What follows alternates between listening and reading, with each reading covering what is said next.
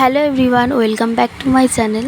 তো আজকে বিকেলবেলা না খুব পাস্তা খেতে ইচ্ছে হচ্ছিলো, তাই বোনকে বললাম একটু পাস্তা বানিয়ে দে। তো ফার্স্টে একটা ডিম ফাটিয়ে নিল, তার মধ্যে দিয়ে দিল হচ্ছে কি গোলমরিচ আর নুন। তারপর একটা কড়াই বসিয়ে ওর মধ্যে দিল সাদা তেল। এবার তেলটা গরম হলে ডিমটা দিয়ে দিল, তারপর ডিমটা ভালো করে ভুজিয়া করে নিল। তারপর এর মধ্যে দিল হচ্ছে কি ম্যাগি মশলা, আর দিয়েছিল কি মনে হয় পাস্তা মশলা দিয়েছিল। তো এটা দিলে কিন্তু খুব ভালো লাগে খেতে। তো তারপর বসিয়ে দিল একটা বাটির মধ্যে গরম জল, এর মধ্যে দিল সাদা তেল। ভুজিয়াটাও কমপ্লিট, আর একটা সস বানিয়ে নিয়েছিল, এর মধ্যে ছিল টমেটো সস আর সয়া সস। এদিকে জলটা গরম হয়ে গেছে, দিয়ে দিল পাস্তা। তারপর একটা কড়াই বসিয়ে দিয়ে দিল তেল আর রসুন কুচি, পেঁয়াজ কুচি, আর দিয়েছিল টমেটো কুচি আর লঙ্কা কুচি দিয়েছিল।